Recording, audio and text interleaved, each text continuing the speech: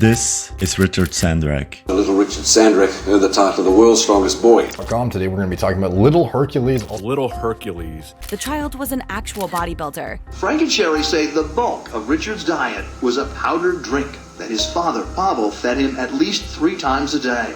Is it possible that your dad could have been giving you steroids in those drinks? No way. Due to his incredible physique, at such a young age, he would become an internet sensation very early on. At such a young age, he managed to build a physique that most adults will never be able to achieve. What is his secret? How did he get to this point? And what is hidden behind his insane body? Was it really only a good diet and training? Or was there something else? Something more to the story they forgot to mention. So it very likely could have been more than just protein powder, as you can see from the extremely developed physique this guy had. Probably one of the first natty or not speculation videos started coming out with guys thinking it's impossible to look like this at this age. Saying his father forced him to drink 3 powdered shakes per day, and Richard did not know what was in the shakes, and neither did Richard's mother. Having seen footage of the boy at age 6, it would be highly unlikely that anyone could achieve that type of physique without artificial enhancement. Is it possible that your dad could have been giving you steroids?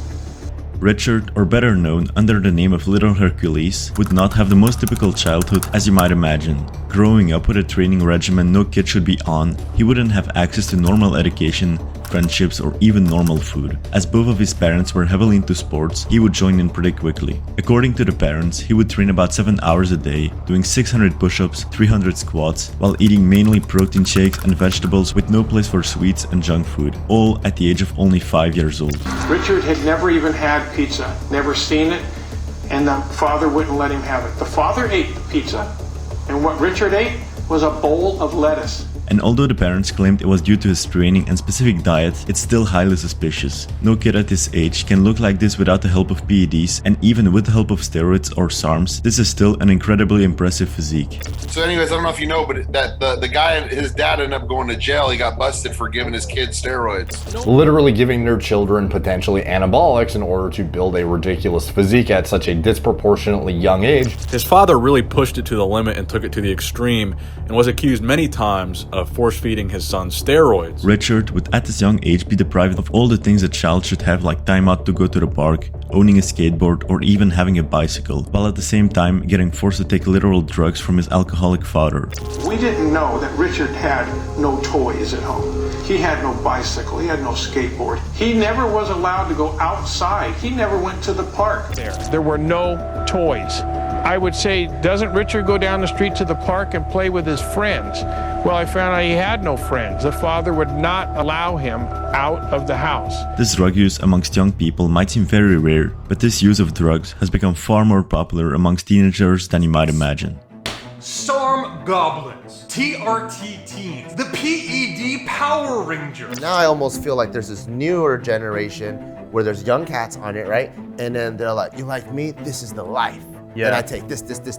Seen something I've never seen before, at least not to this extent. That is this explosion of, in many cases, really pretty damn young guys just hopping on the juicy juice. 15-year-olds are injecting steroids. And then now you get these little kids that are 16, 17 with driving Lambos, being like, oh, I take this, I take that, you should try this, I don't really like this. And then you get the other kids that are even younger than them being like, I want to achieve that.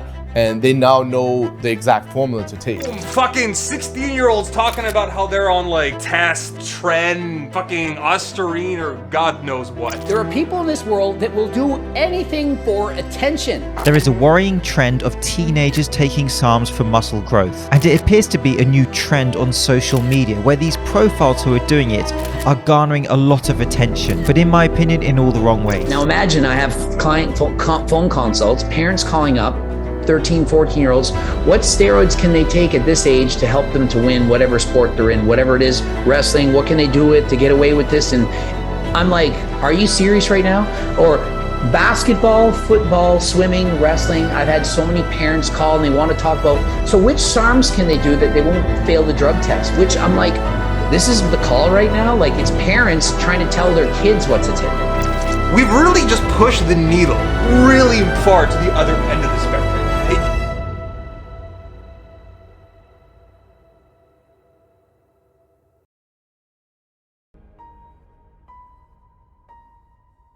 Going back even a couple years ago, discussing drug use or PED use was very taboo. People didn't talk about it, and it created a lack of trust between fitness influencers and the population. They either completely avoided talking about their use or openly lied about it, which is known as fake natties. It used to be like, oh, you know, we don't like fake natties. We don't like people who are really hush-hush and quiet about this or just openly lie. The public was craving honesty, and with that came a new generation of more open influencers talking about their drug use and being honest about it, without necessarily promoting them. They warned people about their dangers and certainly did not encourage people to do like them. Okay, good, if you guys are coming out and saying, guys, I don't advise this. But as people became more and more honest, we saw a ridiculous rise of people promoting them, openly talking about everything they took or take, and seemed to do so at a younger and younger age. And now it's like, boom, fucking 16-year-olds talking about how they're on like test, tren, fucking Osterine, or God knows what. While steroids and PED use seemed very taboo at first, it now seems like there's a glorification of their use. Yeah. And I take this, and it goes from truth to almost glorifying a little bit, and then now you have even younger cats watching it. This massive rise of way too honest people was mostly visible on TikTok. TikTok has a specific algorithm. If you like a certain type of content, you'll get shown more of that to keep you longer on the platform. SARMs, thought to have fewer side effects than steroids while having the same results, quickly became the preferred choice of many. With steroids, you often have to inject yourself, while SARMs are often a pill. Steroids are illegal to buy, while SARMs are completely legal to sell for now, and steroids have known side effects while SARMs still have this positive view on them. Many fitness influencers started making very impressive transformations with these, and as their name says, they influenced many of their teen fans to do the exact same. SARMs on TikTok managed to turn into a viral trend this way. They became very popular to younger audiences, and that's when the specific niche of the Sarm Goblins came to the world. Sarm Goblins. Sarm Goblins. There is a worrying trend of teenagers taking SARMs for muscle growth.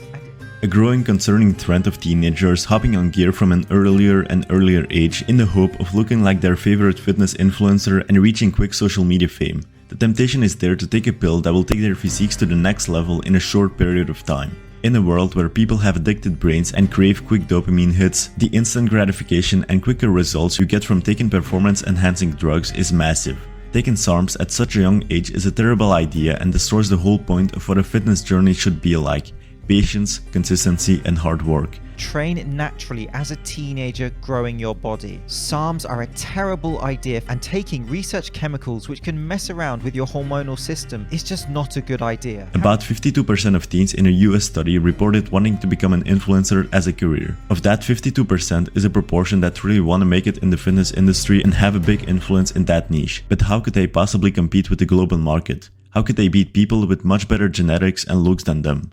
Guess. Here, they have this magic pill that can help them massively reach their goals. All it takes is taking a pill and hard work, and they can get what they, at this moment and time, think will make them fulfilled. But at what cost? SARMs have been around for quite a long time, but were never really used in the fitness industry. Because of this, they're still not very well studied, and they're thus considered as research chemicals. All we really have is anecdotal evidence. People who try out SARMs basically become lab rats who are used as an experiment to understand the long-term side effects. Sarm Goblins, which are especially teens, care about the visual benefits they can get, without considering the long-term effects it could potentially have on them. But like, you might be paying a price further down the road that you haven't really accepted it. The side effects of SARMs don't differentiate that much from steroids, but SARMs don't have this negative view on them, and that's why many fall for them. SARMs, so Cardarine, MK667, Osterine, Rad 140. I will be taking these. SARMs are as damaging to the body as steroids are. The point of a fitness journey is the excitement you have year after year. The slow but consistent progress is what makes a fitness journey enjoyable, but in this case they ruined this pleasure. Combined with this, it becomes impossible to truly know what normal progress actually is like. 8.5 months. Consistency is key. So the guy looks like he's fucking powering up, ready to go fucking KO Kane, and then go goddamn Super Saiyan subsequently thereafter. Boom. All of a sudden he's made 5 years worth of progress in 8.5 months. When you're constantly shown something over and over again, which in this case are completely unrealistic body transformations, this will impact your brain and perception of reality. What we believe to be true and normal is heavily based on what we see over and over again. If I experience failed marriages and I see my peers and parents experience the same thing, this is what I will start to perceive as normal and how things should be like. The consequences that this drug use amongst teenagers has are very much present. SARMs are not liver safe, they're not lipid safe, they're certainly not HPTA safe. I started to wake up one day and I realized that I had a heavy chest and a little pain in my chest. More than half of SARMs users experienced side effects including mood swings, decreased testicular size, and acne. I felt my nipples aching, so a feeling I have never had before. Blood pressure goes up, premature rupture of tendons, palpitations. Are you ready to potentially be on TRT for the rest of your life? Are you ready to potentially meet the love of your life, get married, want to have kids, and then it's like, oh shit, your balls don't work, and you'll be lucky if you have one kid at all after 3 years of IVF treatments and spending hundreds of thousands of dollars. Furthermore, like steroids, the more SARMs you use, the more side effects you are bound to experience. Acne, hair loss, testosterone suppression, and other side effects associated with steroid use are still very possible with SARMs. So what is the solution to this? Is there another way? It seems like Sarm Goblins see having a healthy lifestyle and building good habits as boring. They're impatient, want quick results, and waiting multiple years would be a waste of their potential.